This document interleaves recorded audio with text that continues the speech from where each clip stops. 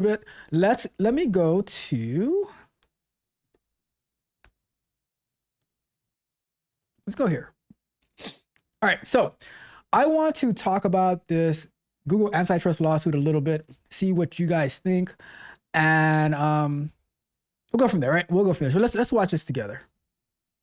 Let's bring in the guest of the day for the network. Landmark decision. Federal judges ruled Google violated antitrust law by illegally maintaining a monopoly over internet search. Jonathan Cantor, Assistant Attorney General for the Justice Department's Antitrust Division, joins us first on CNBC. And first, Mr. Cantor, congratulations on what I think is a very, very big win. Thank you, Jim. It's great to be with you again. Well, let me ask you, when a judge rules that someone is a monopolist, which means exclusive agreements have reduced incentive and innovation, what could possibly be the remedy? Because how do you break the exclusive agreement? How do you get incentives and innovation started again? Sure. This is a familiar problem. So these kinds of exclusive agreements were at the center of the US v. Microsoft case. And the court observed there, as I would observe here, that there are remedies for all things but death. And at the end of the day, what's most important is that we meet the market where it is. We reflect market realities as they exist today. And we look ahead at what the next inflection points coming down the pipe are in terms of competition and protect them from anti-competitive conduct. Well, Mr. Cantor, while Google won, it would seem that there's an unintended consequence here. Apple, which is who's involved in getting the payments, they lose the payments. It's most likely, as the judge says over and over again, that Google's predominance won't change because it has a superior product. So isn't the loser Apple, not Google? Well, the losers were competition during the conduct, the anti-competitive scheme that Google perpetrated. But the loser, the decision is Google, right? Google is a monopolist. It illegally obtained its monopoly power. That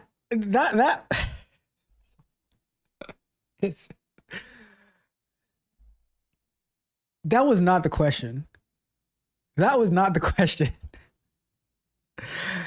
So the host is asking a question based on who's actually affected by this.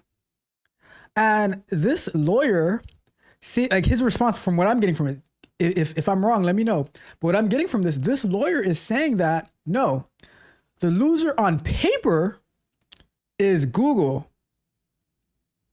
But guess what? Like I was saying the other day, no one is going to stop using Google. So does that, if Google does not have to pay Apple, however many billions they were paying Apple to be the default search engine, right? Who is Apple going to put as their default now? Right? So now Google might just end up getting it for free on the house, right? Google might end up getting it for free. And let's say Apple changes to somebody else, right? How long does it take? How long does it take to set your default search engine back to Google? Huh? How long does it? And there are so many other, like, let's just keep watching. Like this, I don't know. Now we need a remedy to make sure that we sufficiently address the anti-competitive conduct and provide opportunities for new innovators to reach market. There'll be a process, an orderly process that the court will put in place. I want to respect that process that's going to happen. The court has ordered a conference in September, and we'll talk about remedies. But like I said before, in a market that involves technology and dynamic products, it's important that remedies actually meet the moment in all of our cases, and that they meet the market where it is right now. Well, Assistant Attorney General Cantor, you just said it. You said that you have to take care of watching what the changes are, the dynamic. I have here in my hand a July 25th Search GPT prototype that Microsoft, using Copilot and Search GPT, wants to put together and will do a search engine. Now, there's 200 pages devoted to the fact that there's no competitor to search, so therefore you have to do this. Could you not be overridden by the events of July 25th, 2024 Search GPT prototype? So another question is, in order for it to be a monopoly, is Google the default search engine on Windows computers? Is Google the default search engine on Windows computers? I thought it defaults to Bing on Windows computers. So, riddle me this. If the default search engine is, if the market share of Windows computers is so much bigger than the market share of Apple computers, how is that necessarily a monopoly? Maybe I'm missing it. Maybe I am missing it.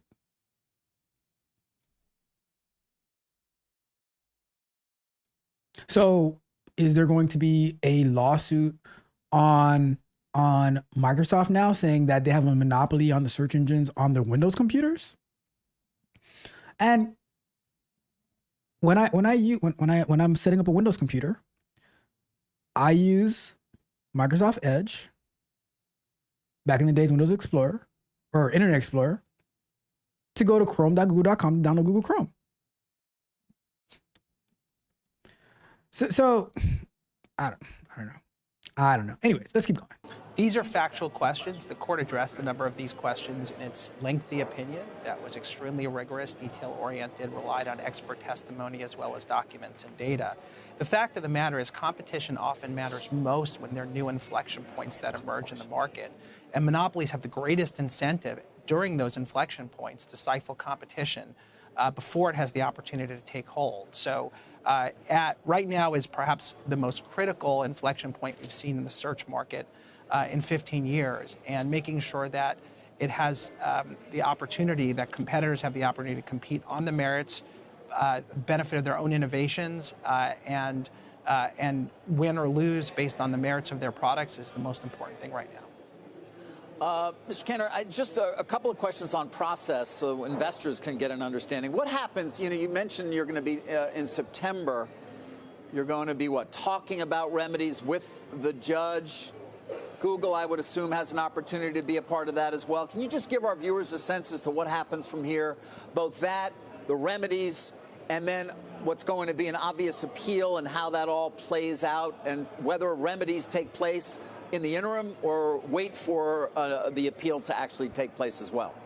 Yeah, so that'll have to play out in the court process, and I want to respect that. So I can't really comment other than to say that the court will order a path forward. In the past, there are cases where courts have effectively conducted a remedies trial. There are other cases where different outcomes and different processes were put in place. That will be up to the court. We look forward to being there, and we look forward to making the arguments we need to make in order to protect competition. Will you, are you going to, you won't share in any way what you would like to see in terms of a remedy, or are you willing to do that? I think it's premature for us to talk about that right now. We look forward to engaging with the court throughout that process. But for today, we're really thrilled with the outcome. I'm really proud of our team, which fought day in and day out against a formidable adversary to bring the facts forward, and we have a decisive victory in hand. Mr. Attorney General, what is wrong with Google paying Apple? So we covered this in our case. When it's one thing to companies to engage in legitimate commercial interaction. I'll tell you this: this host is asking really, really good questions, because the questions that he's asking are the same questions that I have on my mind. And I'll tell you this: this lawyer is not selling me. And here's the thing: when it comes to these lawsuits and stuff like that, because I worked for a company that underwent a actual lawsuit where we had to do a bunch of work for, and when you have these judges and these juries who know absolutely nothing about technology and stuff like that, and they're making these decisions based on lack of knowledge, emotions and feelings and stuff like that, and by what can be brought into evidence, what's not into evidence, discovery and all that type of stuff, then you get these decisions that it's it might make certain people feel good who don't know what they're talking about, but it actually hurts the industry, hurts innovation a lot more than you think. It's another thing to pay somebody in exchange for exclusivity. It's another thing to pay somebody with a requirement that they don't work with a rival. Those are the kinds of issues that when you have massive amounts of monopoly power can violate the law. The law is pretty clear here, and we brought those facts. Wait, what did you just catch that?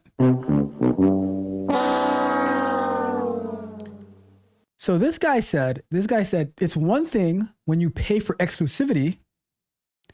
It's another thing when you pay them not to work with a rival. So, which there is a difference in that, but he's trying to insinuate that Google was paying not to work with a rival. But if they're paying that, it says we are the default search engine on these devices, these computers, and not, and you can still change it to another one. So that's not to work with a rival. It's the customer's choice at the end of the day. What, like, the user's choice on what search engine I want to use. If I want to use DuckDuckGo, I can just type in DuckDuckGo and I can say set as default search engine. Whatever. We explained why it was a problem. We explained why it harmed competition. And ultimately, we succeeded in convincing a court. We have a very lengthy, detailed opinion that explains all of this. No, I read the opinion. I'm just concerned about the possibility that a company with a superior product paying Apple, that someone, this is valuable real estate. You can't just ask Apple to give the real estate to whoever wants it. Right. Again, the case focuses not on the fact that there were payments that companies are engaging in commercial contracts. The case focuses on the conditions that accompany those payments. And I think that's a really important aspect of the opinion. And again, these kinds of exclusive arrangements are not new to antitrust law. They've been discussed for generations. And so the concepts that we brought forward here are well within the mainstream of antitrust enforcement. Okay, I'm watching a piece that the New York Times wrote not that long ago about regulators closing NVIDIA scrambles for a response. And I read this and I say to myself, is it possible, not unlike when Bobby Kennedy was the Attorney General, that there was a Get Hoffa squad there? I wonder, honestly, whether there is a Get Big Tech squad within the Justice Department. I can assure you that no such thing exists. We follow the facts and the law. We're about rule of law. But I think it's important to kind of dispel this notion. We want companies to compete. We want companies to succeed. We don't bring very many antitrust actions every year. It's a small handful. And we only do so when the facts and the law support it. I spent, about 2 weeks ago, I was out in the Bay Area, and I spent time with VCs, founders from across the technology industry. You see the play, though? This is the play. They'll pass stupid laws in order to stand behind the law justifying it. But the law itself that they're standing on is flawed on its own. See, one of the books, like if you've never read this book or listened to it or whatever, Basic Economics by Thomas Sowell breaks down about price gouging, breaks down about monopolies and stuff like that, exposes what the real monopolies actually are. I'm pretty sure it was in that book where he was going through the history of like Sears and Kmart and how they got started off and how they were quote unquote a monopoly until something better came around. Let's finish this video up. Industry. And what I heard was that they overwhelmingly support our tech cases. Why? Because they want to build and invest in businesses that have the opportunity to succeed and become durable and thrive on the competitive stage. That's exactly what we want to promote, and that's exactly why antitrust enforcement exists in the first place. We're not interested in necessarily regulating companies. We are interested in making sure that the competitive market works so that the market can pick winners and losers, not the government or anyone else or a monopolist for that matter. Anyways, so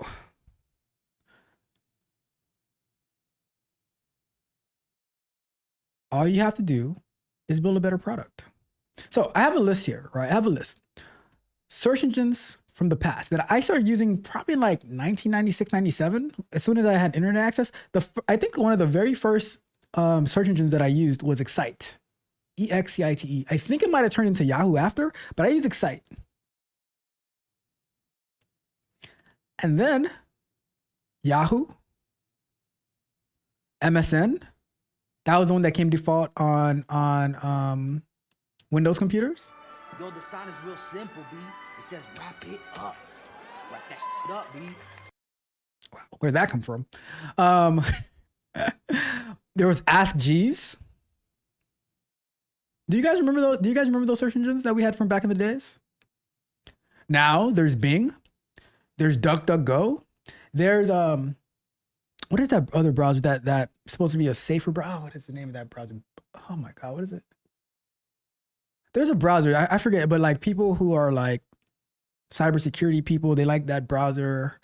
I forgot the name of it. I don't know, but yeah, like there's so many different search engines out there, but they're saying like it's a monopoly on the, let's see, what is the market share of Mac share versus PC? So as of July 2024, Microsoft had a larger market share than Apple's Mac OS for desktop computers and a laptop worldwide with 72.08% compared to 14.92%. So that means that on 14.92% of laptops and desktop computers, that includes like Mac Studios, Mac Minis, MacBook Pros, MacBook Airs, that Google is the default search engine on 14.92%, while Bing is the default search engine on 72.08%. But Google is the monopoly violating antitrust laws, right? Now let's check for iPhone. What is the market share for iPhone versus Android? As of first quarter of 2024, Android had a larger global market share than Apple's iOS with 70.7% compared to 28.5%. Well, I mean, that one is not a fair comparison because you're gonna get Google on both of those, right? So that one is a fail on me. But you can still change it to whatever you want. And here's the thing that people don't understand about competition and innovation. You can build on top of other things. So Google offers APIs for their search.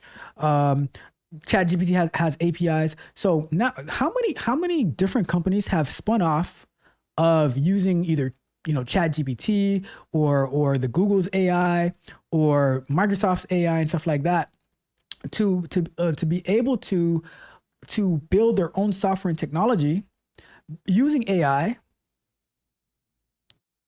How many companies have built their business off using AWS, using Google? Because these things are foundation level tools.